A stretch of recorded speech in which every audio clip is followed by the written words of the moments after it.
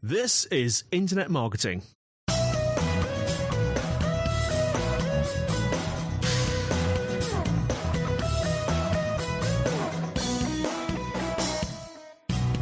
Welcome to the Internet Marketing Podcast from Site Visibility. I'm joined by a very special guest today, James Mulvany. Is that how you pronounce your name, James? Mulvany? Yeah. Mulvany? Mulvany. James Mulvany. Yeah. Mulvany.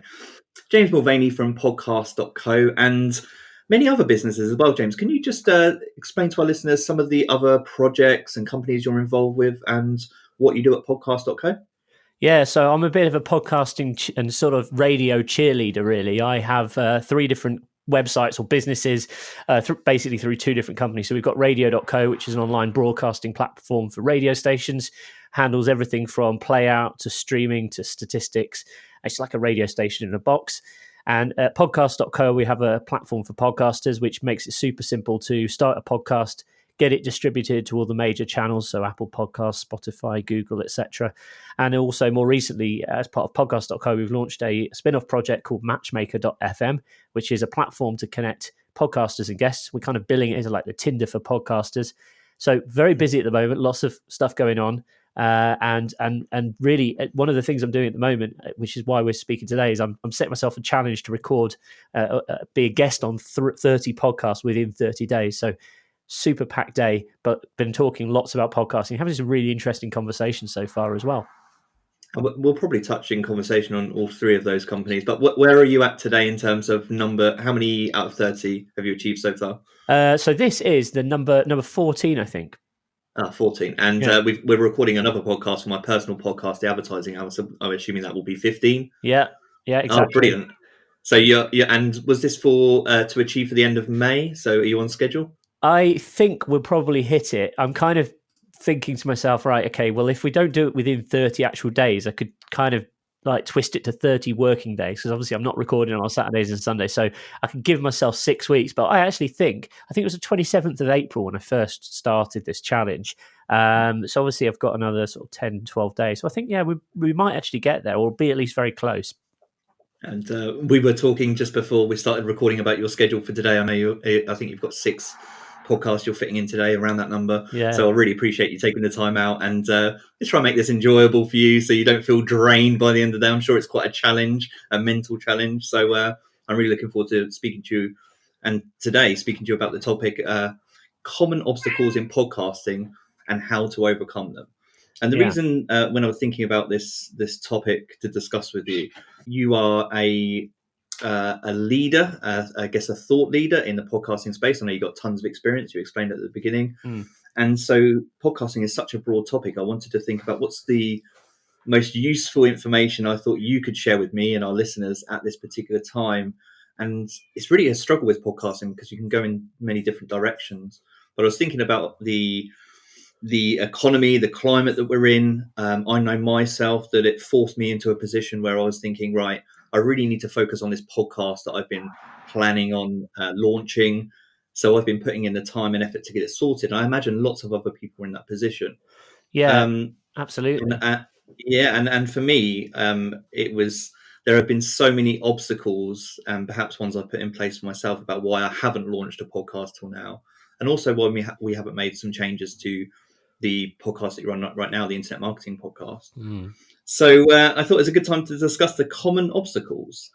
So in terms of in terms of what I just discussed, in terms of the current climate, people wanting to launch new podcasts, that being a booming time for podcasting, is that what you're seeing across your businesses? We've definitely, with radio.co, interesting, we've seen a huge increase in people starting projects. With podcast.co, we have seen an increase as well, not quite as drastic, but across both channels, the streaming services and entertainment industry seems to be doing well from the current crisis.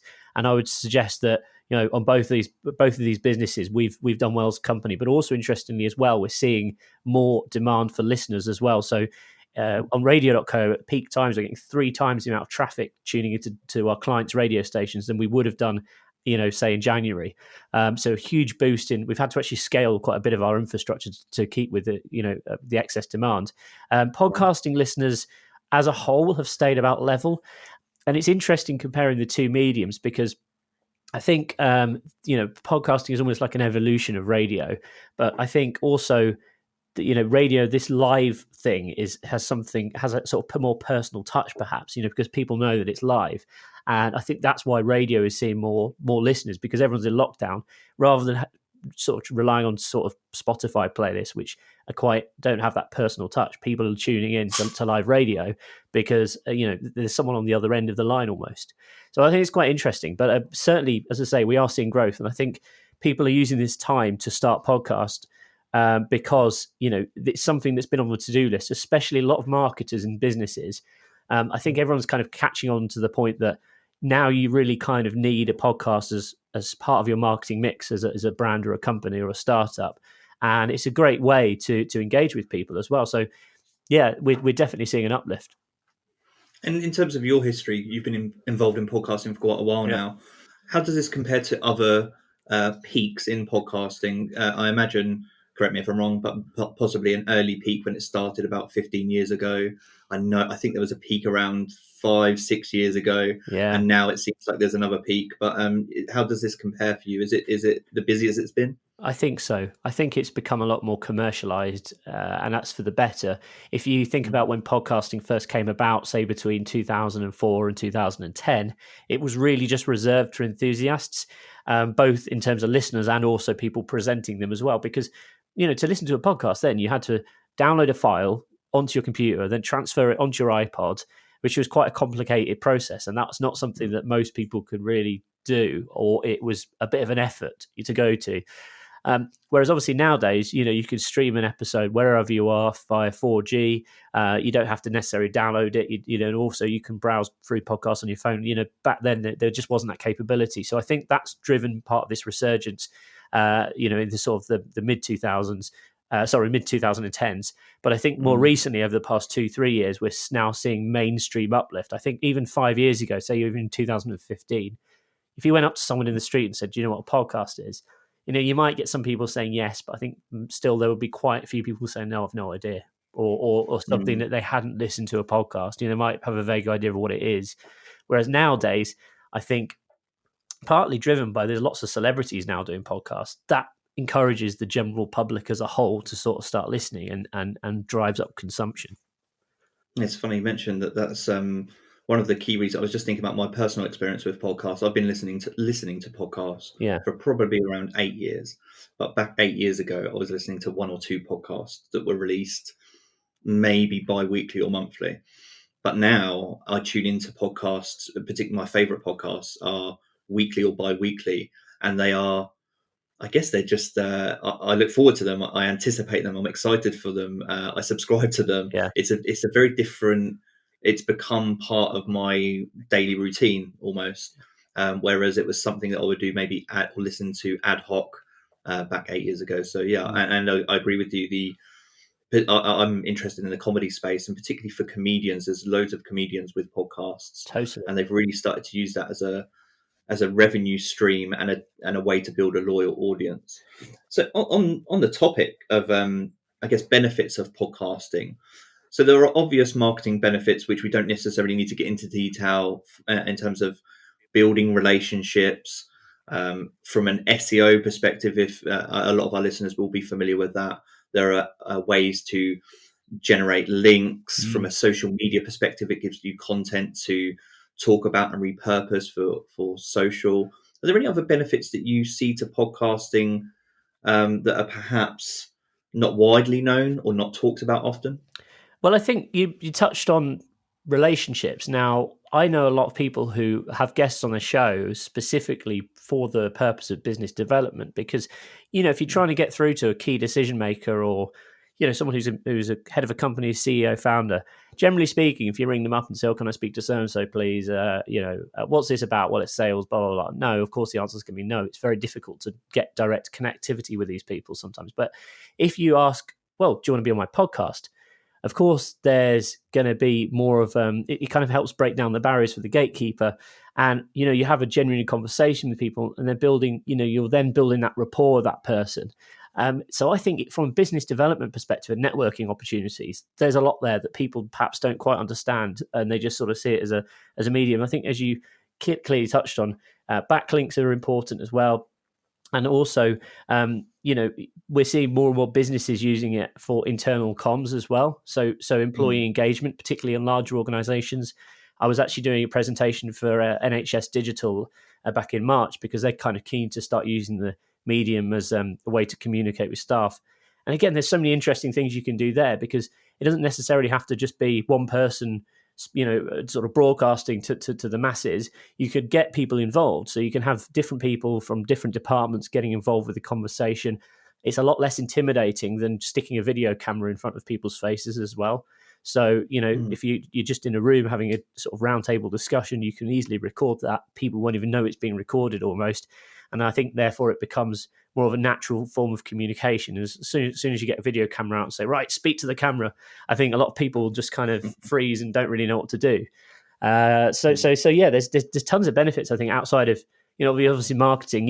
You can have a podcast and, obviously it will be good for business development in terms of you're reaching a new crowd, or you can use it to engage more with your customers. So tons of different methods that businesses can use it for, and marketers.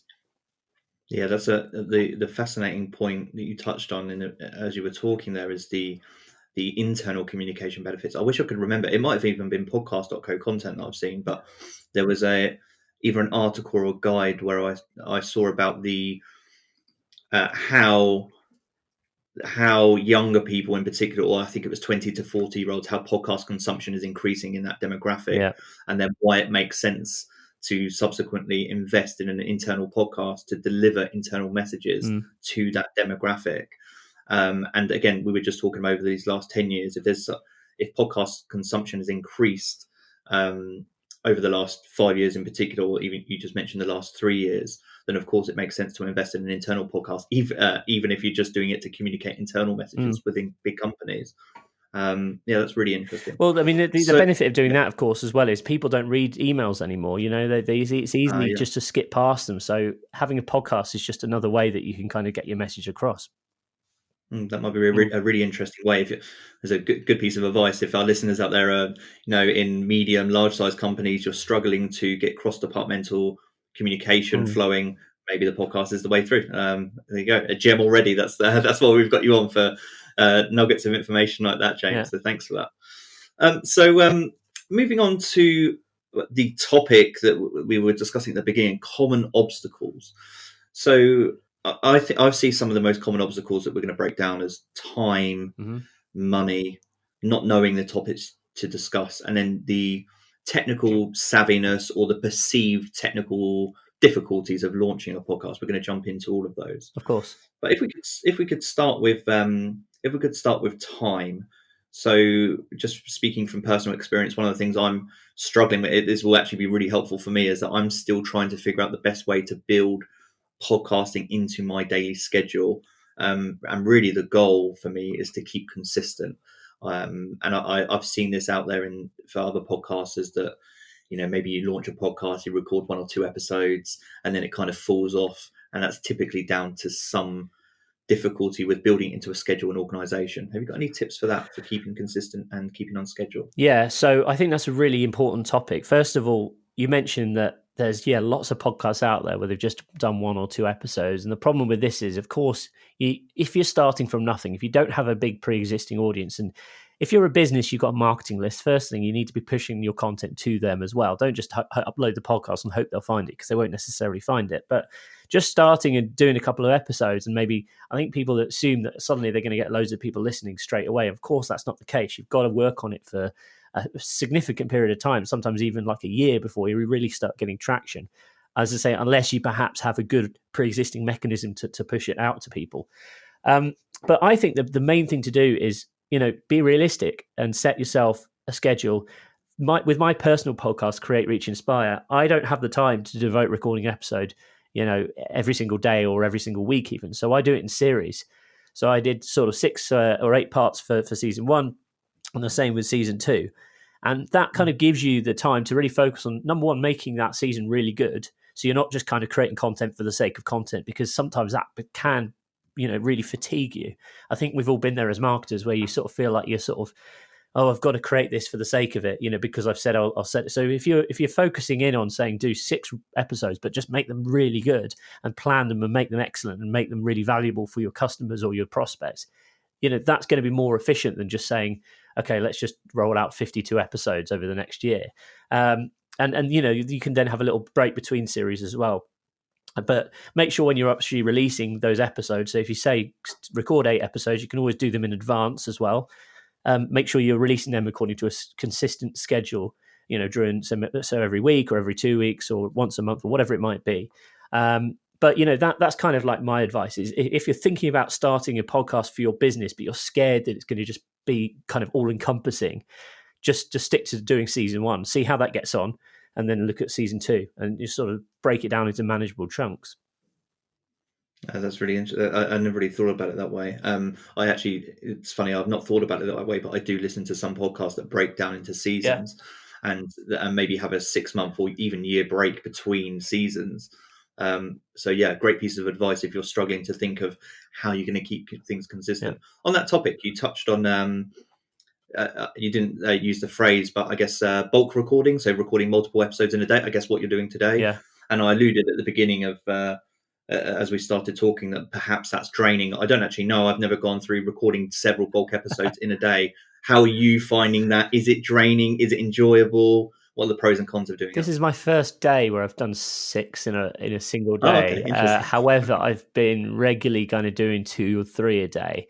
Again, I think having a little break in between episodes is good. But then, of course, as well, what I'm doing at the moment is sort of commonly referred to as a podcast tour. So, which is basically when you do a concentrated effort to appear on, X number of podcasts within a specific time frame.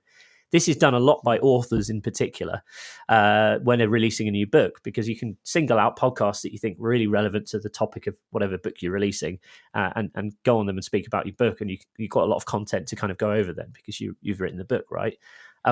That can also be a good way for businesses as well. If you're not really ready to commit to yourself to doing your own podcast, just start appearing on some others, because it kind of gives you familiar with the format, and obviously it will help you practice your speaking ability and that sort of thing as well, which is great skill to have anyway.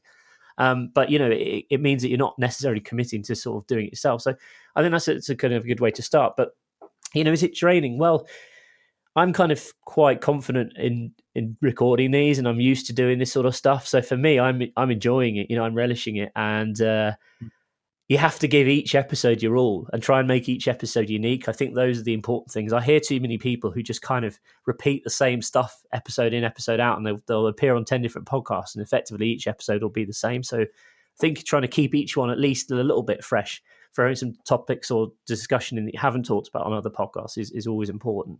And of course, if you're kind of sounding tired and bored on a podcast, it's going to come across, isn't it, to the listener? You need to try and remain upbeat, I think, and it's sort of excited and happy and passionate, because that ultimately is the sales process. The listener will be purely judging you by how you sound. The point you touched on there as well, I was thinking about, there's obviously as a guest, but then you touched on something there where you were saying if you're talking about the exactly the same subject over and over again, of course that's going to be draining. Yeah. Of course it's going to come across as but even as a host, when we get pitched people that want to come on our podcast, and I kind of read the pitch, and it really is, I can tell it's templated. They've sent this out to 100 podcasts, and it's just not exactly. There's no desire to move beyond this one topic. Yeah, that can be just a bit draining or boring as a host to think, I don't really want to. I want to have the creative freedom here to kind of move around this topic a little bit. So I think, like you said, maybe tailoring podcasts as much as you can if you're a guest, and being willing to explore topics in a little bit more detail. And you're completely right. There's no way to escape the energy on a podcast. That's what I find fascinating, is that you have to keep. I think also you have to keep yourself engaged. You have to be curious, because if you're not curious, that will come across on a podcast, and it just feels a bit robotic. Absolutely. The other thing as well is when you're on a podcast, think about who the audience is and what the host wants to achieve, because some people embark on podcast tours and they're very much just thinking, I'm just going to promote myself. I'm out to promote, my book launch or this new product. But actually, the host has got an audience that maybe hasn't heard of you before. So, who is that audience, and what, obviously your audience is marketers, right? So we're talking about specifically, how to use podcasting in business and stuff like that. So, you need to keep your topics fresh for that specific audience and relevant for them.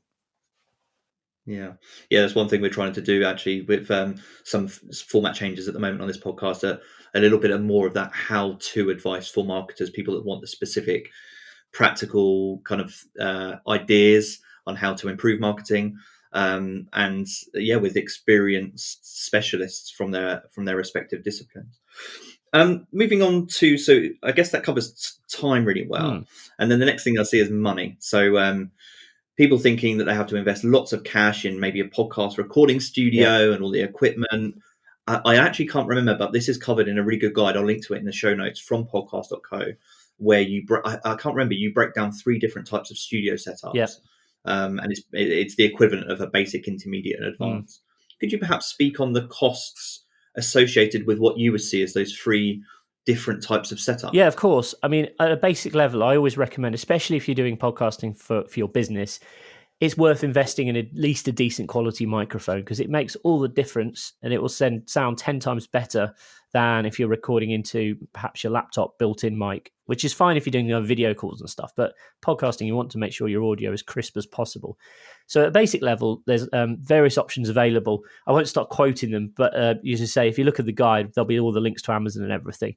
Basic level, USB microphone, which is great. You can set it up on your desktop. A lot of them come with little stands, and you can plug it directly into your computer or your laptop, PC or Mac, and it's really plug and play. So there's no technical expertise required, and that immediately will make you sound 10 times better than just, like I said before, the built-in mic. So make sure you're kind of using it when you sort of sat in front, you're relatively close, because again, that just helps with background noise. And if you're not in a perfectly sort of acoustically treated room, it will help with all the kind of echo. And if you're back here like this, you can see what I mean. It doesn't sound as good as if I'm right in front of the mic. Next level up, you might want a USB audio interface and an XLR microphone. This will just generally give you a little bit better quality in terms of it will sound more professional, and also allow you to record or connect more than one mic. So you might have Scarlett 2i2, which is the interface we've used for years, or Audient do great interfaces as well. And these are basically little boxes that sit on your desktop. They have XLR inputs, and if you've ever used any kind of mics in the past, XLR is just like a cable that you connect mics with.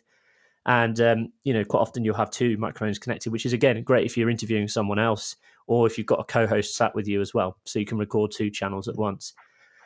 If you want to go to another level up, and again, actually, just to touch on that, before I go on the next level, there's tons of microphones then at your disposal, so you can spend as much or as little as you want. You can spend anything from like £50 or $50 right up to a couple of grand if you really want to go all out, But, I've recorded a video recently, which will be on my YouTube channel, which is where I covered 20 different types of microphone that are kind of popular in podcasting and radio. I'll link to that as well. Yeah, it's going live today, actually. And then great. That is ranging from sort of lesser budgets right up to like the really high-end professional stuff that you see used in studios. So again, it just depends on the result you want. I don't think there's actually a huge amount of difference between, we've got a microphone at the office, which is it's a Neumann U87. It costs £2,000, and it's in our kind of booth at the office, like our sound booth. That's really expensive, but I actually don't think, for me, I'm not like an audiophile, but I don't think it sounds that much massively different to something which is less than £100. So, just get what you can afford, I think. But there's tons of recommendations on the site anyway.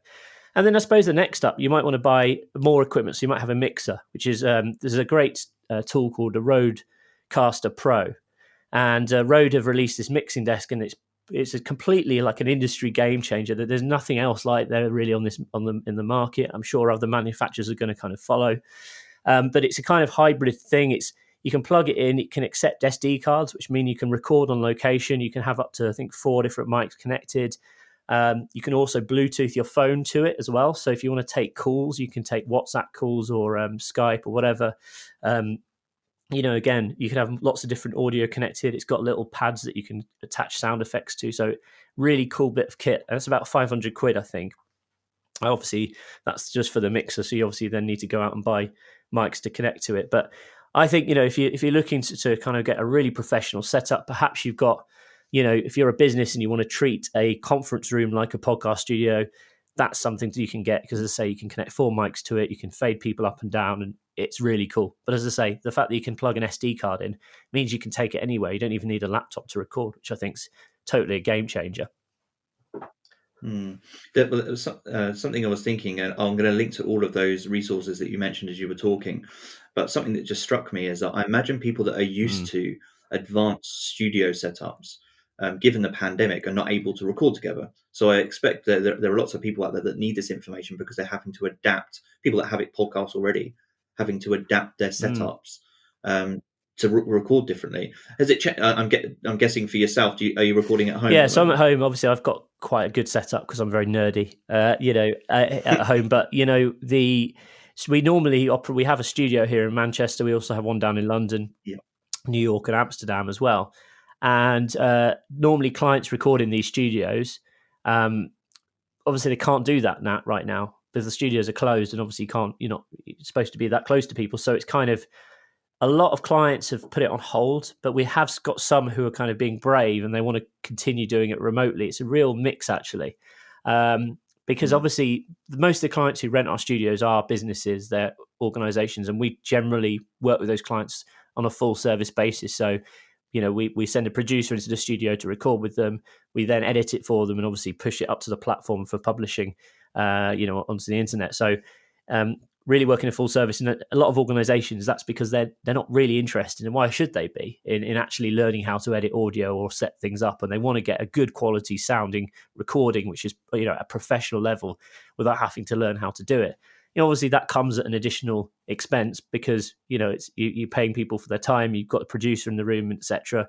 So that's the sort of premium way to do it. However, if you want really good results and you're a business and you have a marketing budget to use, then that's certainly a way forward. I look forward to the day where studios are open again, because at the moment, so I'm recording. We typically record remotely, but we have an office. Our office is closed at the moment, so I'm recording this from home. I'm lucky enough to have a separate room, but it's not. The soundproofing is okay. It's not great. I've got a good microphone, pop shield, so forth. Good laptop, and kind of I'm using ZenCaster for the remote, which actually the recommendation for that came from podcast.co. So thanks for that. I found this particularly useful with ZenCaster.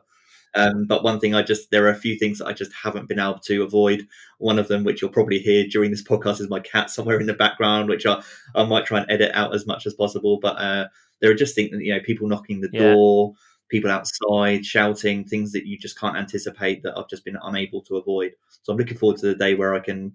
I think you mentioned earlier, I do like a good audio experience, but at the same time, I think everyone's accepting that there are things at the moment outside of our control. Yeah.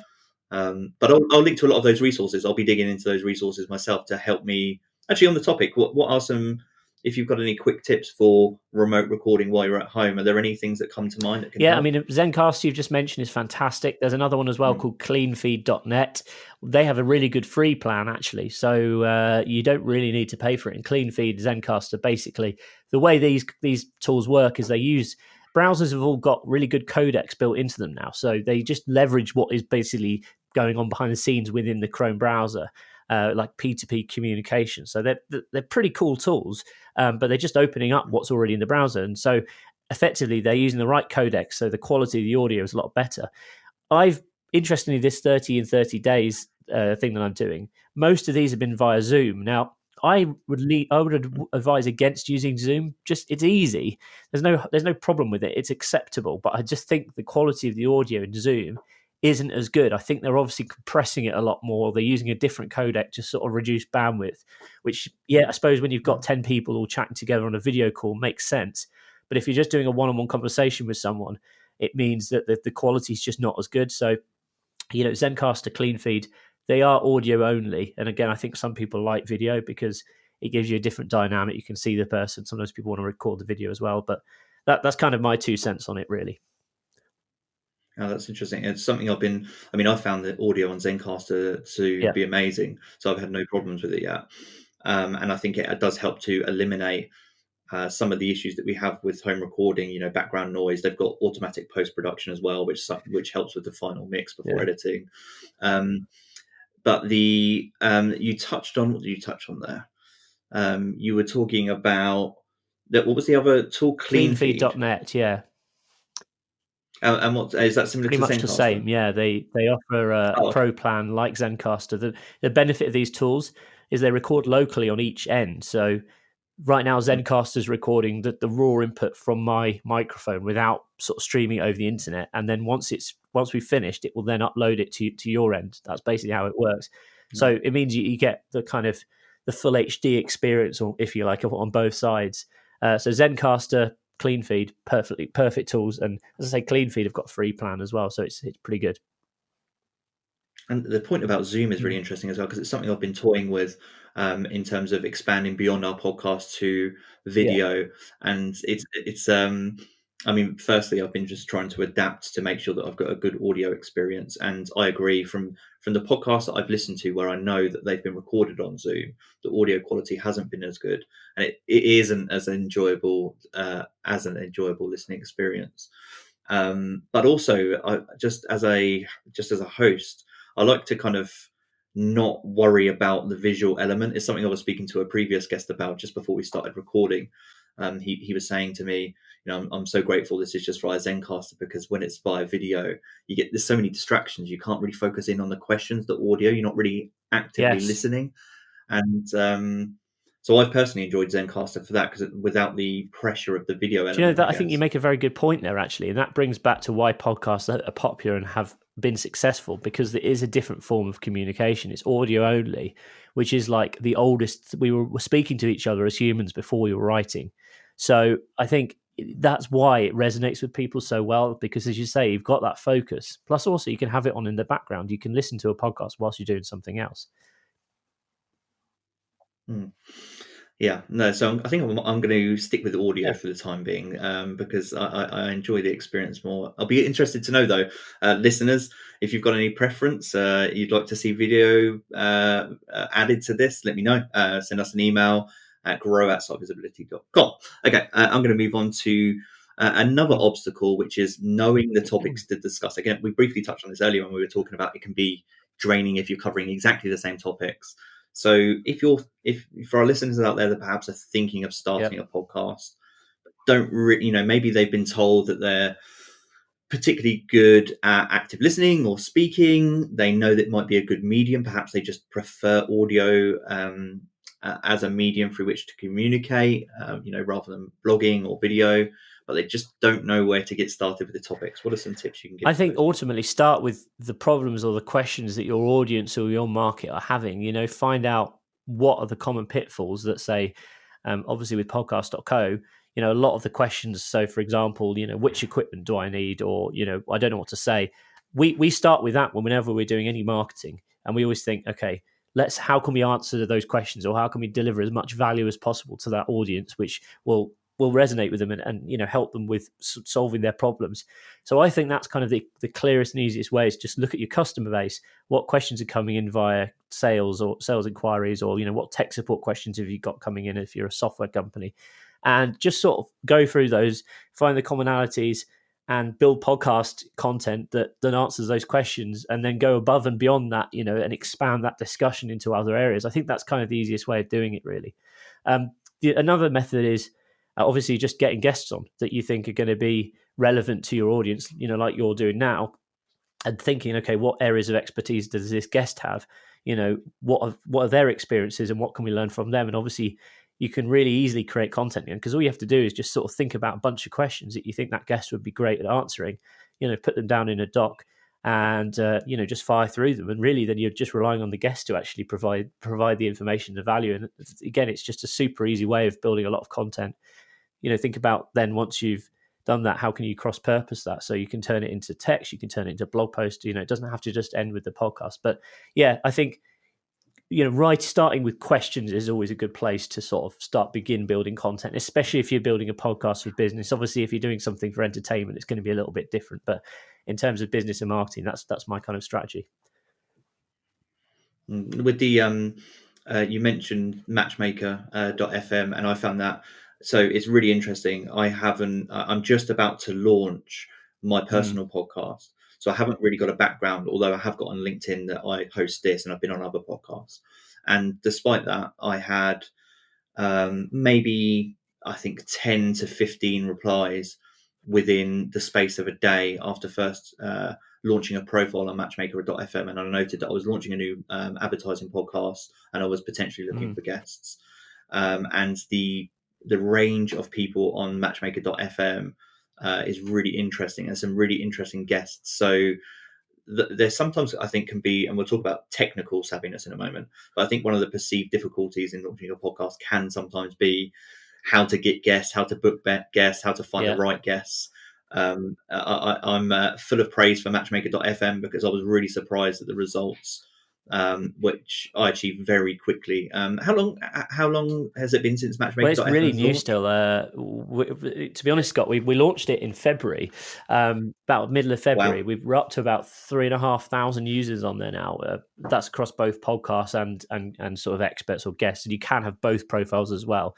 And it's fantastic when we've heard lots of. The good thing about Matchmaker, and what me as an entrepreneur, why I'm so proud of it, is hearing stories just like you just said. People having excellent results within such a short space of time, because ultimately we spent probably 6 months working on this product. Before we brought it to market, we did some tests to make sure that there was kind of a demand for it on the podcast.co site. So we had 2 funnels which we created. One was basically, do you want to get booked on more podcasts as a guest? And the other one was, have you got a podcast? Are you looking for more interesting guests? And we have great responses to both funnels. And all it was just a Google form, to sort of qualify people, which then sort of spurred us on to actually create the platform and build it out as its sort of standalone product, which it is. Amazing. It gets my glowing recommendation. So if you are, as James was talking through there, if you're thinking about an interview-based podcast and you don't quite know where to get started in terms of guests and topics, jump on Matchmaker.fm, build a profile. It takes maybe 5 minutes, 10 minutes. You can link via LinkedIn, Google, I think, those two, maybe via podcast.co as well. And you'll quickly find guests, and interestingly, you'll quickly find interesting topics related to guests, as guests have to build out a profile as well. So thanks for that. I'm really looking forward to getting on to. I've got interviews lined up now over the next couple of months with guests that I found on Matchmaker.fm. So I'm really looking forward to going through that process. Right. Just in closing, I've noted as technical savviness as one of the obstacles or potential obstacles to podcasting, or the perceived technical difficulty of launching a podcast. Can you maybe talk to me? I think you touched on this very early, where you talked about, maybe 10 years ago, it was more difficult to launch a podcast than it is now. Perhaps could you speak on the evolution of how easy it has become to launch a podcast and how it works on podcast.co? So we that was really one of the goals when we designed podcast.co, is to sort of break down the barriers, because the way podcasting work, and I won't bore you with it with too much detail, is you have something called an RSS feed. And most people are like, what the heck is an RSS feed? And it's like, if you look at an RSS feed, it's ugly as hell. It's just looks like computer code almost. And that effectively is a podcast. Now, that barrier for most people is too much. So we thought, right, well, how can we do this without people having to worry about this RSS feed? So the main kind of process with podcast.co, which we started doing differently. And again, a lot of competitors have now started doing this as well. But when we were designing it, there was really no one else doing this. We thought, well, why don't we just handle this process for our clients? So when you sign up, all you have to do is say, please distribute this podcast for me. You never have to look at or understand about how to submit this RSS feed to these various different directories. And they've all got different ways of, accepting submissions, which makes it even more confusing for people. So basically, you upload your first episode. You then say to us, please distribute this to Apple Podcasts, Spotify, Google, TuneIn, Pocket Cast, various others, and we handle that process for you. So you never have to worry about the kind of mechanics of how it all works. So that's kind of like really one of our main USPs. Aside from that, we offer all sorts of other fancy tools, like automatic AI transcription, which is basically where it turns the audio into text using computer technology. You can create little video clips of your podcast using partnership we have called Headliner, which is an awesome tool, which you can, as I say, you just go straight from your dashboard. You can start editing it, and you can pull out like little quotes or tidbits of golden nuggets of information, and then share those videos clips to social media, which is a fantastic way of driving traffic back to the podcast. And also just made the UI super clean and super simple to use, because a lot of the other podcast hosts out there they've been around for like 10 years. And weirdly, they just don't seem to have updated themselves much. So they're kind of quite clunky, hard to use, and they look very old school in the sort of user experience. So that's one of the things what we want to do, is just make the product really clean and unintimidating for people who are getting started, whilst retaining as much kind of the power features that people expect as well. It's really interesting that you touched on, I think, user experience and maybe design there. One of the things that stood out to me about podcast.co is you have nailed you have made things like clickable buttons, things you want to click. So whoever is involved in your team, a big shout out to them in terms of the user experience and user interface and the design, because the branding is spot on, and it makes me it's actually one of the things that helped me get over my procrastination in launching a podcast, or thinking about launching a personal one. We've had this Site Visibility podcast for over 15 years, so it's not as difficult. But when I was looking into launching a personal podcast, I was looking at different platforms that were available. And the process, the branding, the information that you share via podcast.co, it all helped me get over those little excuses that I had made in my mind. And it's there's no other way to describe it. It's all very clickable. And it's a feeling, isn't it, with user experience? And it's a really good feeling. So big shout out to your team, whoever's working on that. Well, thanks very much. That means a lot. And as I say, before we launched, this wasn't an overnight process. We spent, the best part of a year. Actually, it was probably just over a year actually building the platform, and before we took it to market. So we put an incredible amount of work from the get go into making the process a pleasant experience for users, because I think that's really core of a product, and especially when I understand that it is intimidating for a lot of people who want to start podcasting. Traditionally, it has been. So that was really one of the reasons we wanted to build something that was breaking down those sort of barriers. And it was interesting as well, you mentioned about procrastinating, because I think this is a nice little point to finish up on. A lot of people will think about starting a podcast, but not actually do it. So the sooner you can start, the better, because ultimately it doesn't have to be perfect from the get-go. And you're not going to have, the chances are you're not going to have millions of people listening to the first episode. So you've got time to sort of reiterate and improve. But starting soon, or just getting started, is the first step, really. And a lot of people just think about it for far too long, and then a year later, and then there's even more competition out there. So the sooner you can start, the better. Excellent. So on that note, we've talked about the ease of access, or the ease of launching a podcast. It's not as difficult as you may think. There's loads of resources on podcast.co to explore that. The technical difficulty, again, James, I'll link to all of your references to podcasts and setups. So again, there's a low barrier to entry when it comes to the technical difficulty. If you're looking for interview-based podcasts and you need somewhere to start, you've got Matchmaker.fm. And in terms of building it into your schedule, if you're struggling for time, consider building out seasons and testing one season first. And maybe you want to give bulk recording a try, as James is doing, or set yourself a challenge, perhaps, as James is doing, for 30 podcasts in 30 days. Maybe that can become a regular thing. Maybe that can become a podcast.co regular thing. So in closing, all of these show notes will be at sitevisibility.co.uk. James, you mentioned Headliner actually somewhere in that conversation. I've been using Headliner more recently to take clips of this podcast. So if you're a listener of this podcast, let us know your feedback on some of the clips we're sharing via social media. We're using the Headliner tool, so big shout out to them. It's been really useful to repurpose our podcast content into social media clips. And James, can you let people know where they can find you? Of course, visit podcast.co, matchmaker.fm, and if you're interested in radio as well, radio.co. And my social links are all on jamesm.com/connect. That's jamesm for Mike.com/connect. That's links to all my social profiles. I'm creating content about podcasting and stuff like that all the time, and also our team are doing that as well on the podcast.co channel. So go and check it out. Amazing. Well, on that note, thanks for your time, James. I know you're very busy, got a very busy day. I wish you all the best with the rest of your challenge. And I look forward to jumping over and speaking to you. It's been a pleasure. Thank you very much for having me. It's been a really interesting conversation.